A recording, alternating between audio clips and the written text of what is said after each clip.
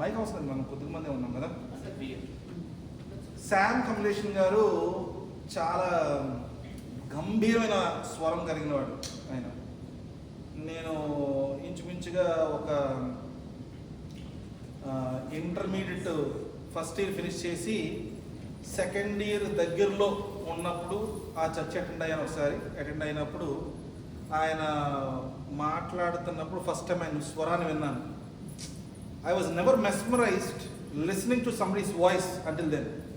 అంత చక్కగా మాట్లాడాను, గంభీరమైన స్వరం మాట్లాడుతుంటే. అప్పుడు దాకా నేను చాలాసార్లు చర్చ్ అటెండ్ అయ్యాను, కానీ పాస్టర్ గారు చెప్పేది అంత ఆసక్తిగా వినొచ్చు అనేది మాత్రం ఫస్ట్ టైం ఎక్స్పీరియన్స్ చేసింది. ఎందుకంటే అది ఎలా ఉందంటే, నాకు కంప్లీట్ షట్ డౌన్. నా సరౌండింగ్ మన హెడ్ ఫోన్స్ ఉంటాయి, ఈ సోనీవి వాటిలో ఉంటాయి, నాయిస్ క్యాన్సిలేషన్ హెడ్ ఫోన్స్ అంటారు. ఆ రోజును without my head phones I had a noise cancellation in my brain. Literally I was focusing so much on him. ఆయన వాయిస్ని బట్టి I could actually hear his voice even today, what he said. కొన్ని మాట్లాడాడు ఆయన, అది ఒక కాన్ఫరెన్స్కి వచ్చాడు అనమాట. ఐ థింక్ మా వైఫ్ కూడా నాతో కూడా ఆయన మాట్లాడుతుంటే ఏమన్నాడంటే, he can speak Tamil, English and Telugu చాలా మంచి పాటలు మాట్లాడారు ఆయన, మంచి మంచి స్వరం అయింది. అయితే ఇంగ్లీష్లో మాట్లాడాను అన్నమాట. ఏంటంటే, have you ever seen somebody carrying dead body అని అన్నాడు. Yeah, how many of you participated in carrying a dead body? Raise dead. ఎవరైతే చేశారో చేతిస్తారు, ఎంతమంది చూశారు? So the rest of every conversation, every audience in the congregation lifted the hands. ఎంతమంది ఎత్తారు, చేతులు ఎత్తారు, ఎంతమంది చూశారు? So rest of the people, everybody saw carrying a dead body. Have you ever seen a carrying a dead body where one person is carrying it a higher place and the other one is carrying it low? Have you seen somebody carrying a dead body uneven? They try to keep it very balanced and they are actually going in a rhythm. They all step together, they all carry the dead body well. ఈ మాట ఆయన చెప్తున్నప్పుడు ఏంట్రా ఇది, walking చెప్పడానికి వచ్చి dead body గురించి మాట్లాడేంటి, description ఎంత బాగా ఇచ్చాడంటే ఆయన. I was absolutely listening to him.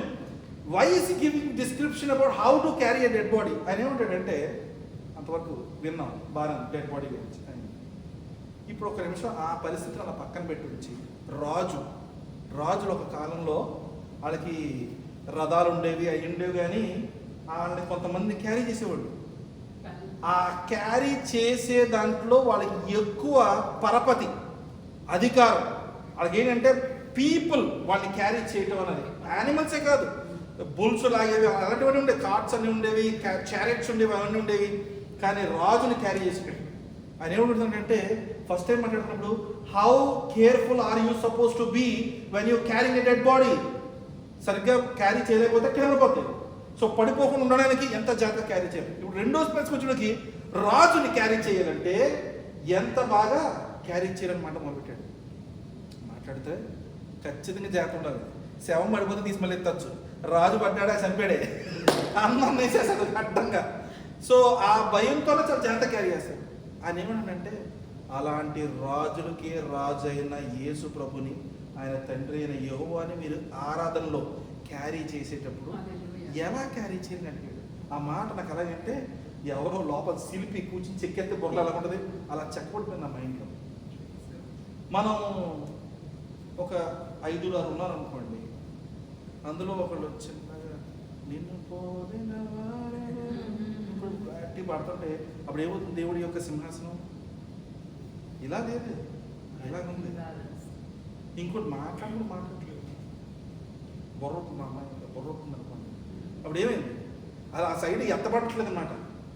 ఆయన మాట్లాడిన మాటలు ఎటువంటిదంటే, దేవునిని మనం మన ఆరాధన పైన సింహాసనంలో ఆయన కూర్చోబడి, he should be glorified and been enthroned upon our praises అని అన్నప్పుడు ఎంత జాగ్రత్తగా ఆయన మనం లేవనెత్తాలి. ఆ సింహాసనం ఆయన కూర్చున్నప్పుడు మనం ఎంత జాగ్రత్తగా ఉండాలనేది చాలా ప్రాముఖ్యమైన.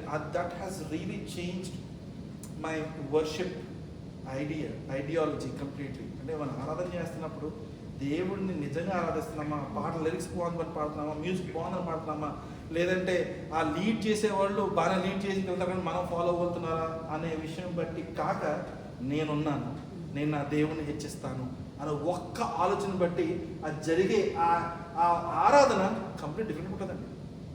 మనం ఇంత ముందర ఏంటంటే నాకు వచ్చిన పాట బాగా పాడతాను, రాని పాట బాగా పాడలేను అంటే నేను ఒప్పుకుంటాను ఆ విషయం. నాకు అంతే. ఇప్పుడు నా ముందు తమిళ పాట పాడతాను అనుకోండి, నేనేం పాడలేదు దాంట్లో. కానీ ఆరాధనలో ఇన్వాల్వ్ అవ్వడానికి భాష రావాల్సిన అవసరం లేదు అంటాడు కొంతమంది. అది ఏమిటంటే just repeat those words believing that your worshipping. Tamil పాడుతుంటారు వాళ్ళు, కొంతమంది నచ్చితే నాకు నిజంగా really mesmerize when they sing. వాళ్ళ భాష మనకు అర్థం కాదు కానీ అర్థమైతే అంత బాగుంటుంది అనిపిస్తుంది. గుండె ఓపెన్ చేసి పాడతారు వాళ్ళు.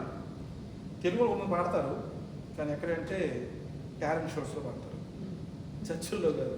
ఓకే, సో ఇది ఈవేళ మన టాపిక్ కాదు, మన టాపిక్ వేరే ఉంది. ఎందుకంటే మన సంవత్సరం మొత్తంలో కల్లా మనకి ఇచ్చిన ఒకే ఒక్కడే ఫాదర్స్ డే. అది ఈవేళ మేము సెలబ్రేట్ చేసుకుంటున్నాం. అందువల్ల let's turn to the book of Mark, gospel Mark chapter 14. Gospel Mark chapter 14లో ఈ ఫాదర్ అనే విషయాన్ని గురించి ఒక ప్రత్యేకమైన మాట ఉంది, అది చూద్దాం.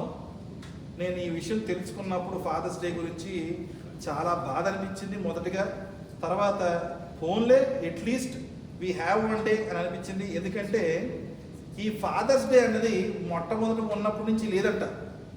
1909లో ఒక మహానుభావురాలు, ఆవిడ పేరు సెనోరా స్మార్ట్ డాబ్, ఆమె పేరు. ఆవిడికి మదర్స్ డే ఉంది కదా, ఫాదర్కి ఎందుకు లేదు ఫాదర్స్ డే అనే ఆలోచన క్రియేట్ అయ్యి ఆవిడ ఫాదర్స్ డేని క్రియేట్ చేసింది. ఎవరికి కనపరచడానికి?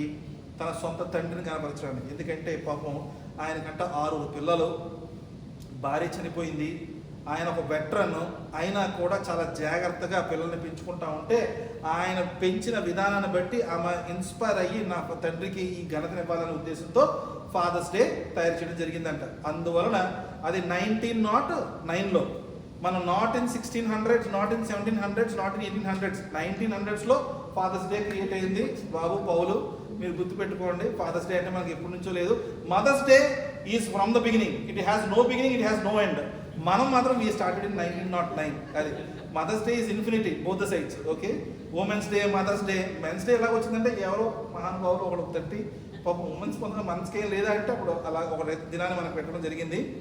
అందువలన ఆ ఫాదర్స్ డే అనే విషయాన్ని మనం సెలబ్రేట్ చేసుకోవడం జరిగింది అప్పటి నుంచి. అయితే ఈ ఫాదర్ డేకి స్పెషల్గా ఆ అమ్మాయి తన తండ్రికి గణపరుస్తూ చేసింది. కానీ ఫాదర్ అనే మాటకి అత్యధికమైన మీనింగ్, లేదా ఒక విధంగా చెప్పాలంటే for example I can compare this with love, ప్రేమతో కంపేర్ చేయొచ్చు. ఇంగ్లీష్ పదాన్ని మనం ఈజీగా అర్థం చేసుకోవాలంటే మనం కొరింథీయులకి రాసిన మొదటి పత్రికలో 13వ అధ్యాయంలో లవ్ సంబంధించిన విషయాలు ఉంటాయి.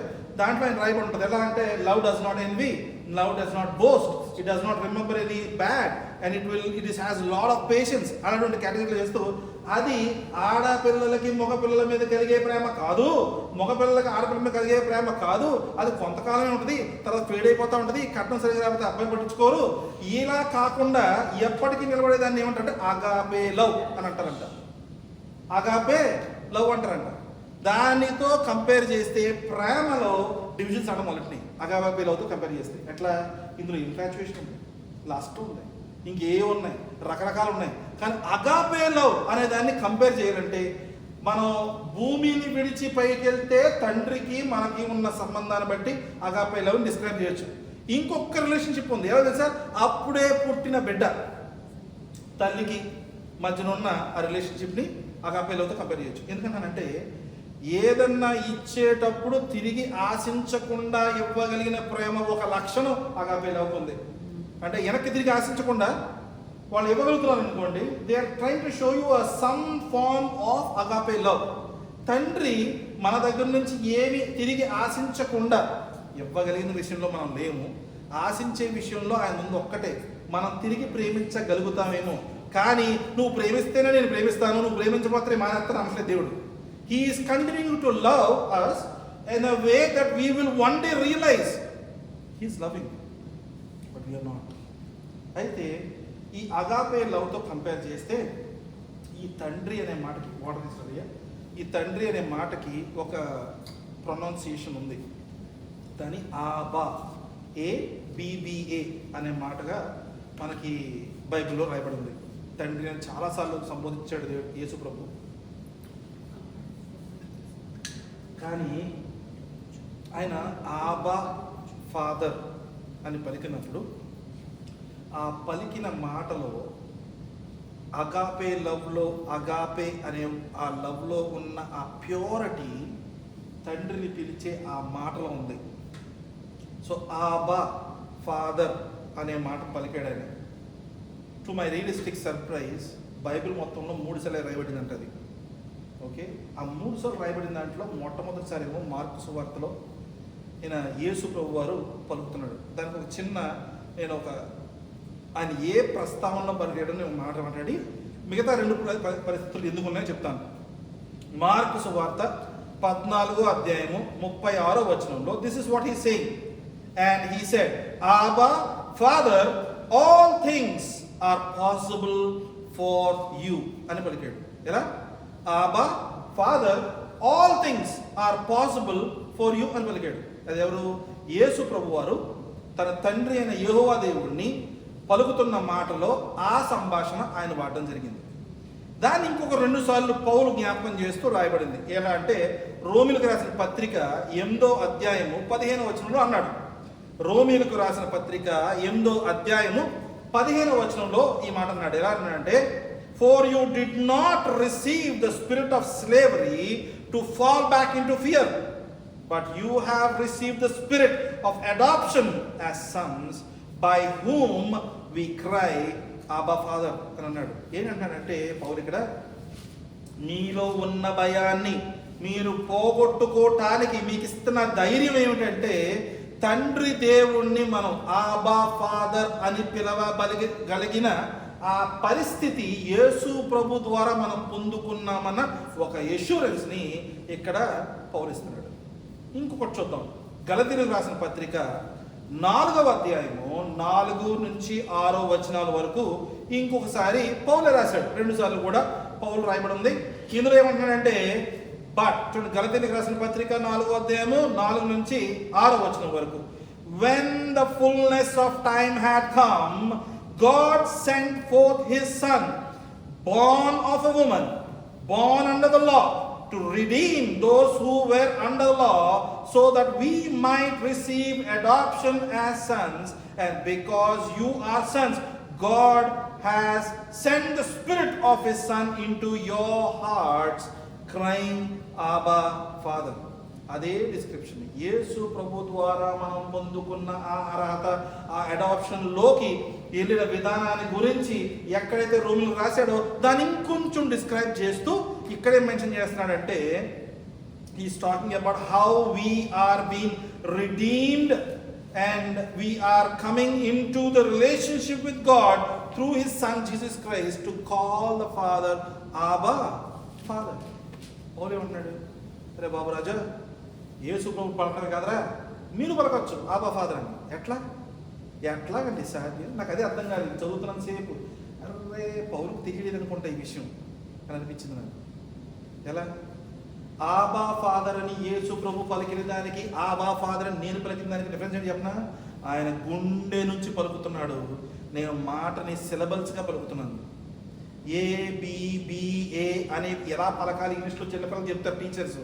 ఏబిని మధ్యలో స్లాష్ పెట్టి బిఏని మధ్యలో స్లాష్ పెడితే అది సిలబల్స్ అంటారు. దాన్ని ఆబ్, ఇది బా అని, ఆ బా అని పలకడానికి సిలబల్స్గా డివైడ్ చేసినట్టు అవుతుంది తప్ప మనం గుండె నుంచి పలికిన వారు కాదంటాను నేను. ఎందుకంటే తెలుసా, ఒక్కమారు మనం తిరిగి వెనక్కి ఆ ఆబా ఫాదర్ అనే విషయాన్ని పలకడంలో ఎవరెవరు దాన్ని ప్రత్యేకంగా తీసుకుని నేను దాంట్లో అంటే అటువంటి రిలేషన్షిప్ని దేవుడితో కలిగి ఉన్నాను, యేసు ప్రభులా కలిగి ఉన్నాను కొంతమంది ఉంటారు. కొంతమంది ఏమంటారంటే డైరెక్ట్గా నాకు దేవుడితో అటువంటి రిలేషన్షిప్ ఉంది, ఆబా ఫాదర్ అని నేను పిలవగలిగిన ఆ రిలేషన్షిప్. తండ్రి అని పిలవడం వేరు, ఆబా అని పిలవడం వేరు. ఆ ఆబా అని పిలవగలిగిన రిలేషన్షిప్ నాకు యేసు ప్రభుతో కానీ తండ్రి దేవుడితో కానీ కలిగి ఉన్నాను అని చెప్పగలిగిన పరిస్థితి ఉందని కొంతమంది అనుకుంటా ఉంటారు. ఎందుకంటే దాంట్లో రియల్గా ఉండడం చాలా కష్టం. దాంట్లో డెప్త్ ఉంది, రీజన్స్ ఉన్నాయి, ఎందుకు ఇలా పలకలేమో ఖచ్చితంగా రాయబడి ఉంది వాక్యంలో. ఒకవేళ నేను ఇజ్రాయెల్ వెళ్ళినప్పుడు అక్కడ ఈ మొత్తం జెరూసలేం చుట్టుపక్కల టెంపుల్ ప్రాంతాల్లో, ఈ చుట్టుపక్కల ప్రాంతాల్లో కొంచెం చిన్న టోపీ లాంటిది పెట్టుకొని వాళ్ళ హెయిర్ లాక్స్ అంటారు, ఇలా జుట్టు ఇలా సైడ్ నుంచి వచ్చి ఇలా రంగులు ఇలా కింద ఉంటుంది. జూయిష్ పీపుల్ బేసికలీ వాళ్ళు నల్లటి దుస్తులు వేసుకుని దాని మీద తెల్లటి అంగిలాగా ఉంటుంది, లేదా తెల్ల దుస్తులు వేసుకున్న ఏదో somehow they are dressed differently from all the rest of the people. వాళ్ళు మా టూరిస్ట్ గైడ్ ఏం చెప్పిందంటే, అయ్యా మీరు కానీ అటువంటి వారికి ఎదురు పెడితే కొంచెం పక్కకించి వెళ్ళిపోండి, okay, don't interact with them, don't ask them any questions, because వాళ్ళు ఎక్కడ ఉన్నారు కదా, వీళ్ళు ఇంకేమైనా చెప్పగలుగుతారేమో వెళ్ళి అడగద్దు.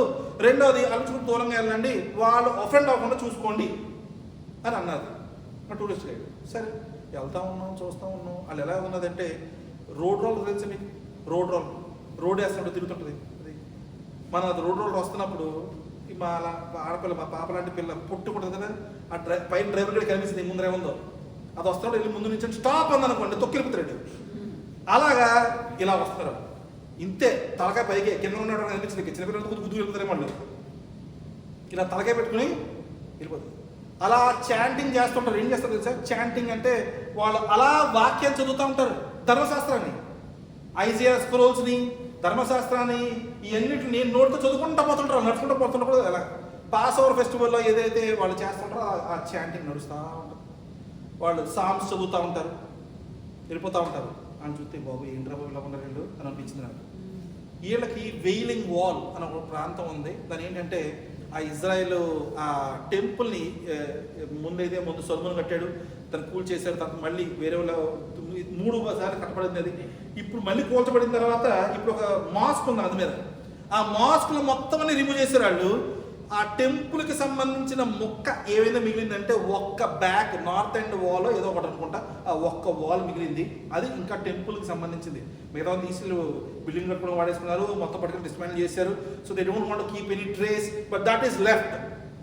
ఓ విధంగా అది ఇప్పుడు కూడా తీసేసి పడేందుకు రెడీ ఉన్నారు వాళ్ళు జనాలు. They want replace those walls and put something else there. But అది జరగకుండా ప్రస్తుతం అది కానీ ముట్టుకుంటే వార్ అయిపోతుంది, అది ఉద్దేశిస్తాను ముట్టుకోవట్లేదు. But people are coming there and they go to that wall.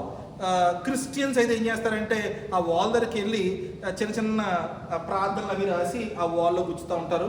ఆ జూయిష్ పీపుల్ ఏం చేస్తారంటే వాళ్ళు వేరే సెక్షన్ ఉంటుంది, పెద్ద సెక్షన్, ఆ సెక్షన్లోకి వెళ్ళకూడదు మనం.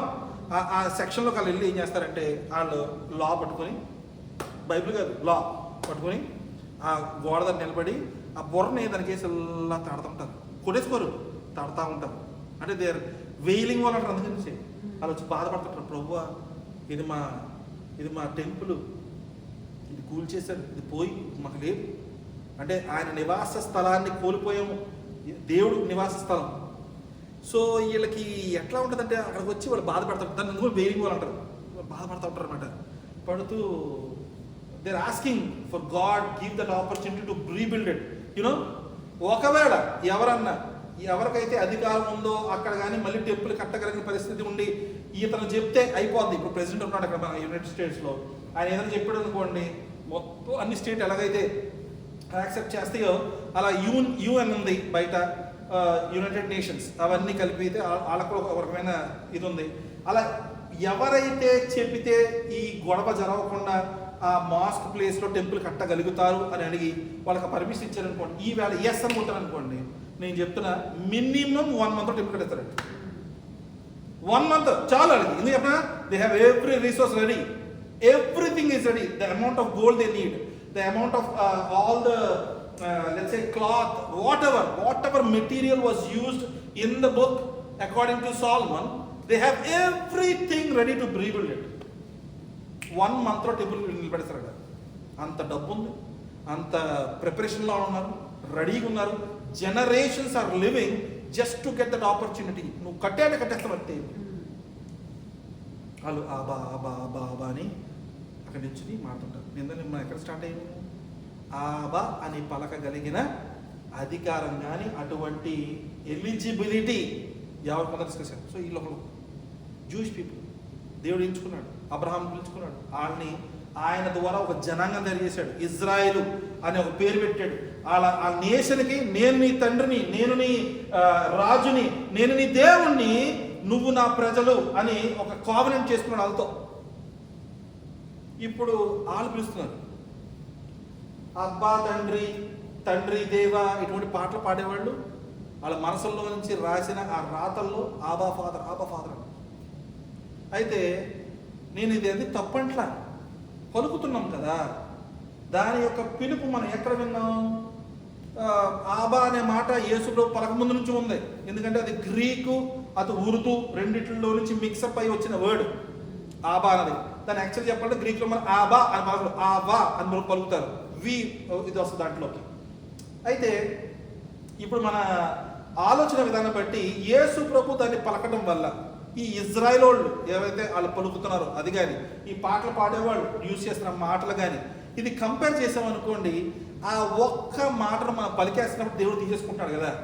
మనం ఏమనుకున్నాం? అబా అని అంటే దేవుడు వినేస్తాడు అని అనుకున్నాం. ఒక్క నిమిషం అలా మనం చెప్పులు రీసెర్చి, ఓకే, ఓ స్టెప్ అటు వెళ్ళి సరదాగా దేవుడి సైడ్ నుంచి ఎట్లా ఉందో వింటే ఎలా ఉందో చూద్దాం సార్. ఇప్పుడు మనం ఇంటిని పిలుస్తున్నాం కదా, యేసు పిలిచాడు, ఇజ్రాయెల్ జనాంగం పిలుస్తున్నారు, మనం పిలుస్తున్నాం. Rest everybody, because this always Jews and gentiles. Gentiles అంటే మనందరూ వేసారు, నేను అందరూ తెల్లలు ఉంటారు, నల్లలు ఉంటారు, అందరూ ఉంటారు. దాంట్లో రేసిజం లేదు, ఒకటే రేసిజము, రిచ్ పూర్ లేదు. Jews are no Jews. దాన్ని ఇంకా కొంచెం నో జ్యూస్ అంటే ఇది ఫ్రూట్ జ్యూస్లో అయిపోతుందని వాళ్ళు ఏం చేశారంటే జెంటైల్స్ అన్నారు. Juice are gentile. సో మన అంతా జెంటైల్సే. మనం తెల్లగా ఉన్నాం, మా అమ్మాయి తెల్లగా ఉంటుంది, నేను నల్లగా ఉంటాను, but we are both same, gentile, nothing, no difference. అలాగా గమనించుకున్నాం అనుకోండి. సో ఈ కేటగిరీలో యేసు ప్రభు వారు, జ్యూస్, జెంటైల్స్, వీళ్ళు ముగ్గురు పలికెత్తారు. దాన్ని విన్న వాళ్ళకి ఇటు నుంచి చెప్తారా సౌండ్ బాగానే ఉంది, రిసీవర్కి ఎట్లా ఉందో ఆలోచిద్దాం ఒకసారి. అదే మాట మార్కు సువార్త 14వ అధ్యాయంలో యేసు ప్రభు వారు పలికిన మాటను బట్టి ఒక్క మాట విందాం. ఎట్లా ఆయన ఎక్కడ మాట్లాడాడమాట? మార్కు సువార్త 14వ అధ్యాయం 36వ వచనంలో పలికిన మాట. ఏమని చెప్తున్నాడు చూడండి. Abba father, all things are possible for you, remove this cup from me, yet not my will but yours. ఏంటండి కప్ తీసేయమన్నాడు ఆయన? లార్డ్ సప్పర్లో కూర్చున్నప్పుడు కప్ పెడతారు అదే, లేదా మంది ఇప్పుడు తాగిన చాయ్ అదే, ఏ కప్ తీసేయమంటాడు ఆయన? ఈ సందర్భం ఎక్కడది? సిలువేయక ముందర గత్సేమనే తోటలో ఆయన ప్రార్థన చేస్తున్నప్పుడు ఆయన ఎక్స్పీరియన్స్ ప్రార్థనలో ఉన్న ఒక మాటను మనం ఒక్క వరుస చూస్తున్నాం. ఆ మాటలో ఆయన పలికిన ఆబా ఫాదర్ అనే మాట. నాకు తెలిసి అటువంటి పిలుపు నాకు తెలుసుకుని 100 సార్లు పిలుచుంటాడు యేసు ప్రభు, కానీ ఎక్కడ రాయబడలేదు. ఆయన ఎన్నోసార్లు జనాంగాన్ని విడిచిపెట్టి దూరంగా వెళ్ళి ఆయన ఒంటరిగా దేవుడికి ప్రార్థించినట్టుగా వాక్యం చెప్తా ఉంది. ఆయన ఎటువంటి సంభాషణలు దేవుడితో చేశాడో, ఆయన ఎలా పిలిచాడో మనకు తెలియదు, కానీ పిలవబడిన ఒక్కసారి మాత్రం ఇక్కడ రికార్డ్ అయి ఉంది, ఆబా ఫాదర్ అని. ఆయన ఆ జూయిష్ పీపుల్ లాగో ఇప్పుడు మనలాగో జెంటైల్స్ లాగో పిల్లదే. ఎందుకు చెప్పలే పిల్లలేదు? ఆయన పిలిచిన సందర్భం అటువంటిది. గత్సేమనే తోటలో ఆయన మోకరించి ప్రార్థన చేస్తుంటే మెల్ గిబ్సన్ ఉన్నాడా, ఆ అద్భుతమైన మూవీ తీసాడు కదా, ఆ తీసినప్పుడు ఆయన ఆ ప్రేయర్ చేస్తున్నప్పుడు అసలు ఎలా తీసాడో తెలియదు, కానీ స్వెట్ పోర్స్లో నుంచి బ్లడ్ వస్తుంది. శరీరం నుంచి చెమట బదులు యేసు ప్రభుకి రక్తం కారుతూ ఉంటుంది. ఎందుకు కారుతుందో తెలుసా? Because of the amount of stress is going through, the pain and agony is going through. ఆ గుండు కొట్టుకునే స్పీడు, ప్రెషరు, ఆయన స్వెట్ పోర్స్లో నుంచి రక్తం వస్తుంటుంది బయటికి ప్రార్థన చేస్తూ ఉంటే. Tension, pressure. అటువంటి పరిస్థితుల్లో ఈ దేవుడిని ప్రార్థిస్తూ ఆయన ఆబా ఫాదర్ అనే మాటను పలికాడు. ఆ పలుకుతూ ఏమంటున్నాడంటే, అయ్యా నా ముందున్న ఈ కప్పు నీ చిత్తమైతే తొలగించు, నా చిత్తమొద్దు, నీ చిత్తమైతే తొలగించు. ఏమన్నాను? మనుషులు విడిచిపెట్టి ఒక్క స్టెప్ అటు వెళ్ళి తండ్రి దేవుడి నుంచి చూద్దాం. తండ్రి దేవుడి నుంచి చూస్తే ఆయన ఆబా ఫాదర్, ఈ యొక్క పాత్రని నా ముందు నుంచి తొలగించు ఆయన అడిగినప్పుడు తండ్రి దేవుడు ఏం చేస్తాడండి? రాయబడలేదు. ఓకే, మనకు తెలిసిన ఒక విషయం ఉంది, పాత్ర తొలగించబడిందే లేదు. He had to drink that cup. ఆ కప్పులో ఏముంది? నా పాపం ఉంది, నా పాపము నిండి ఉంది. మనందరి పాపం నిండి ఉంది. ఆ పాపాన్ని ఆయన తీసుకుని ఆయన మరణిస్తే గాని నాకు జీవము లేదు. అటువంటి కప్ప ఆయన ముందు ఉంది. ఆయన దాన్ని తీసుకోకూడదు అనే ఉద్దేశం కాదు యేసు ప్రభుది ఆ రోజు ప్రార్థన చేసినప్పుడు. Because of what ever law was in power in those days, రోమీలకు ఉన్నది పవర్ ఆ రోజున. To execute him he has to go through the sentence given by the Romans. Okay, ఈరోజు ఎవడో బాగా మర్డర్ చేశాడు, ఏదో చేశాడు, అది చేశాడు. అమెరికాలో ఏం చేశారు సార్? ఇప్పుడు ఎలా ఉందంటే మానవ హక్కులు జరిగిన ఈ ఆర్గనైజేషన్స్ నువ్వు వాళ్ళని శ్రమ పెట్టకుండా మనల్ని చనిపోయేటట్టు చేయాలి. ఆయన ఏం చేస్తారంటే విషాన్ని ఎక్కిస్తారు, ఒంటికి చైర్లో కడతారు, అడుగు చచ్చిపోతారు కొంచెం. ఓకే, లేదా ఎలక్ట్రిషియన్ అంటే ఇంతకుముందు దాన్ని ఎలక్ట్రిఫైడ్ చైర్లో కూర్చోబెట్టి అది చచ్చేదాకా ఇంతకుముందు ఎలక్ట్రిసిటీ పెట్టేవారు. Now they wanted to avoid that. ఇది అంటే ఇంకా పీస్ఫుల్ డెత్, అదంటే హ్యూమానిటీ యాక్సెప్టబుల్ డెత్. ఇప్పుడు ఒక రోజులో ఎలా ఉండదంటే they use to time to a rope, ఉరి తీయడం చేసేవాళ్ళు. ఇంకొంచెం వెనక్కి వెళ్ళామనుకోండి, ఇంకొన్ని రకరకాల రాజ్యాలు రకరకాల సెంటెన్స్లు చేసేవాళ్ళు. ఒక ఐరన్ హార్స్లో ఓపెన్ చేస్తే ఆ లోపలంతా కూడా స్పేస్ ఉంటుంది, బట్టలన్నీ నిప్పేసి అందులో పంపించేస్తారు, డోర్ వేసేస్తారు, చక్క పెట్టి బార్బిక్యూ చేస్తారండి. కింద మంట పెడతారు, బాగా ఖాళీ ఒళ్ళు ఉడికిపోయి చచ్చిపోతారు లోపల మనిషి. అటువంటి శిక్షలు వాళ్ళు అనుభవించేవారు. Every kingdom has a different way of execution. Sinners అనకూడదు, who are considered as criminals, what ever they are. ఈ రోమిలకు ఉన్న పద్ధతి ఎటువంటిదంటే వాళ్ళ శిక్షణ ప్రకారం 40 కోడల దెబ్బలు కొడితే శిక్ష అమలైపోద్ది. వాళ్ళు ఏం చేశారండి, 39 కొట్టి ఆపారు. తర్వాత ఏం చేశారు, మళ్ళీ 39 కొట్టి ఆపారు. రాత్రి ఉంచారు, మళ్ళీ పొద్దున్న లేపారు, మళ్ళీ పాండియస్ పైన తీసుకెళ్తారు, 39 కొట్టి ఆపుతారు. 40వ దెబ్బ పడిపోతే సిలువ వేయాల్సిన అవసరం లేదు. ఆయన్ని 40వ దెబ్బ ఒంటిపై పడిపోతే సిలువ వేయాల్సిన అవసరం లేదు. కానీ 39 కొట్టి ఆపేసి అక్కడి నుంచి మొదలుకొని ఆయన మిగతా మెల్ గిబ్సన్ చూపించాడు. చూడండి, ప్యాషన్ ఆఫ్ క్రైస్ట్ అద్భుతం. ఎందుకంటే passion of Christ the best movie అన్నాం. That is the only movie available for us to see what happen in the life of Jesus Christ. Mel Gibson చేశాడు అద్భుతంగా. అది చూడండి.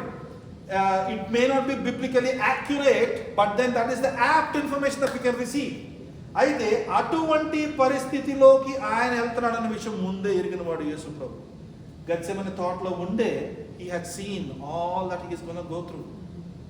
అటువంటి పరిస్థితుల్లో ఆయన వెళ్ళి ఈ పాత్రను నా ముందు నుంచి తొలగించగలిగితే నీకు సమస్తము సాధ్యము, ఆబా తండ్రి నువ్వు తొలగించు, నా చిత్తము కాదు కానీ నీ చిత్తము అనే మాటను ఆయన పలికినాడు.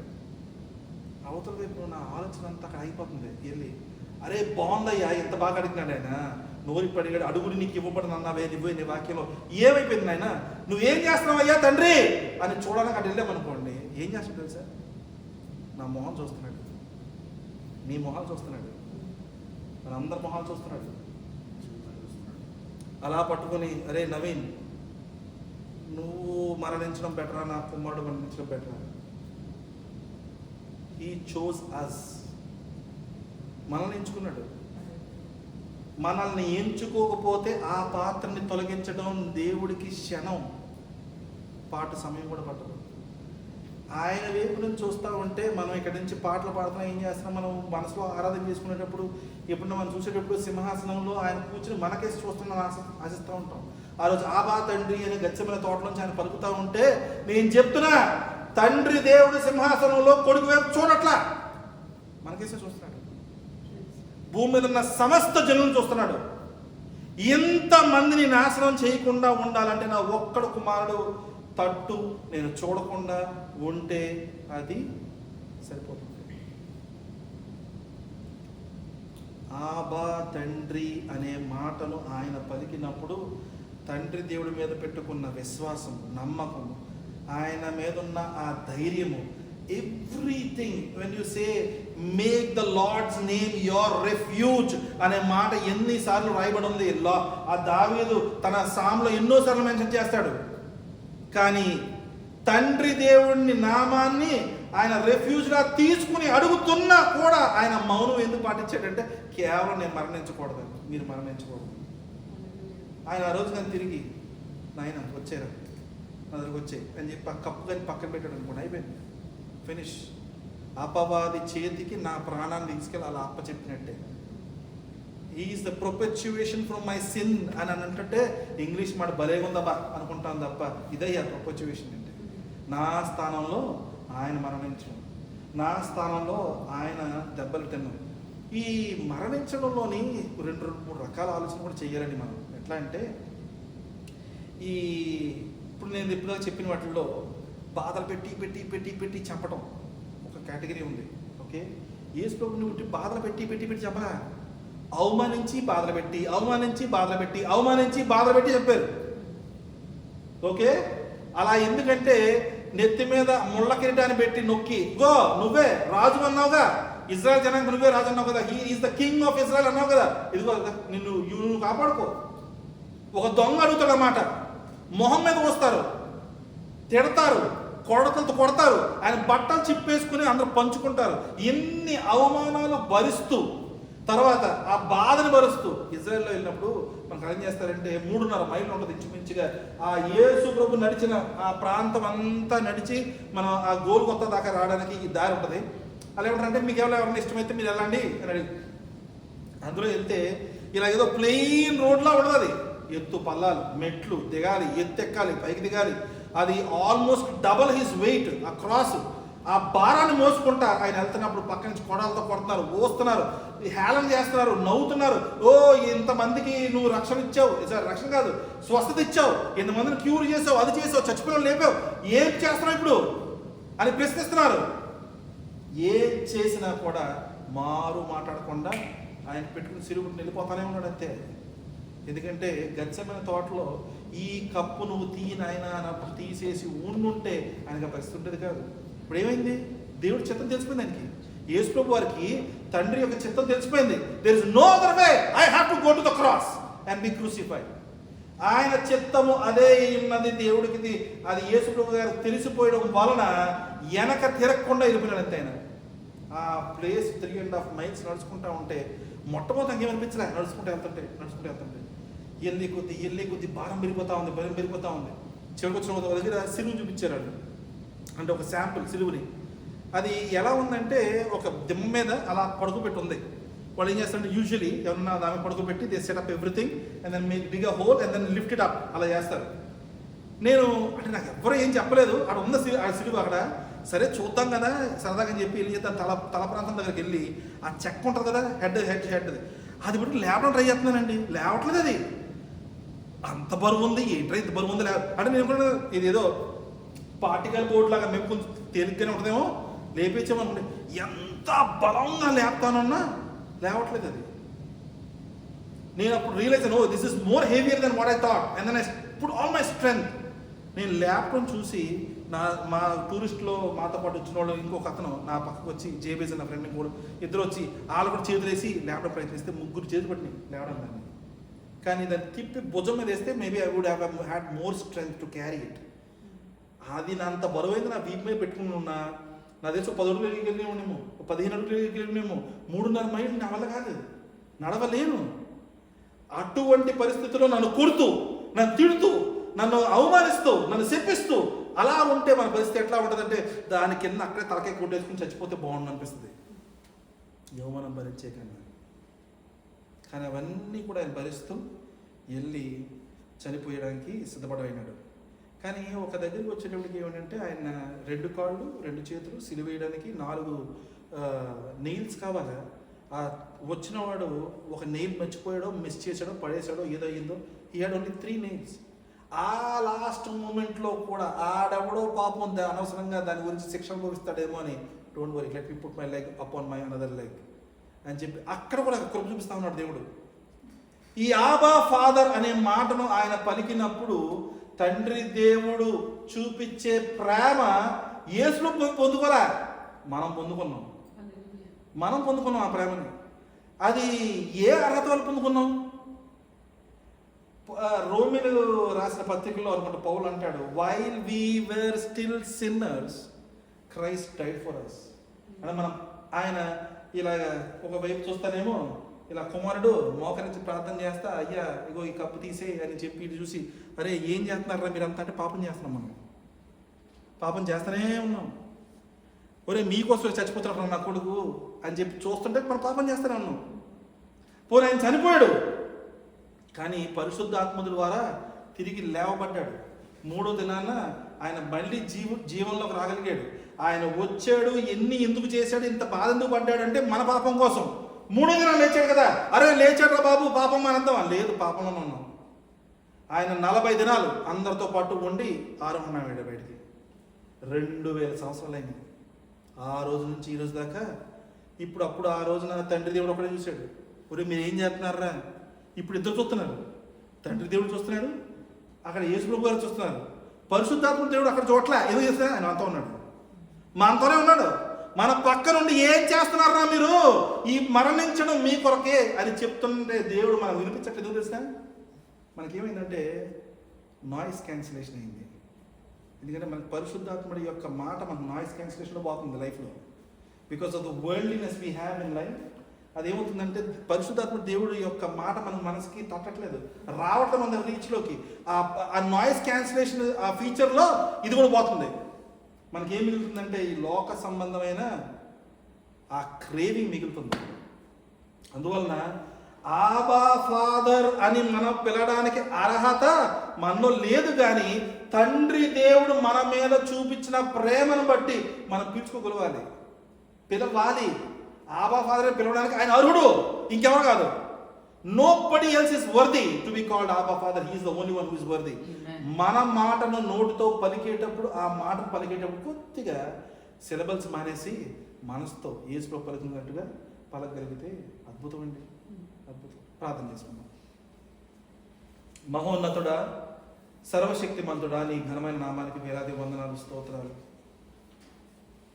అయ్యా అగ్నివలే నేను తండ్రి నీ వాక్యము మా మధ్యన నాయన ప్రభావ మీరు సంచరించి ఉన్నారు. ఇవాళ 2 లేక 3 ఏ ప్లేస్లో అయితే నేను నీ నామంలో కూడి ఉంటామో అక్కడ మీరు ఉన్నారయ్యా.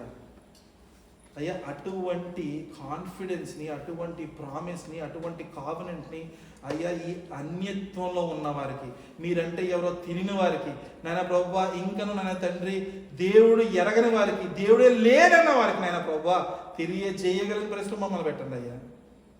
నీ ప్రేమను ప్రచురపరచడానికి మమ్మల్ని వాడుకోమని, నీ నామాన్ని గణపరిచే విధంగా మమ్మల్ని ఉంచమని. మిమ్మల్ని గణపరిచిన జీవితాన్ని మాకు వద్దు ప్రభువా, మీ ప్రేమ మీ కరుణ మాకు చాలు. అటువంటి జీవితాలు మాకు ఇమ్మని యేసు అతి శ్రేష్టమైన నామంలో అడిగి బతిమాలి వేడుకుంటున్నాం తండ్రి. ఆమేన్.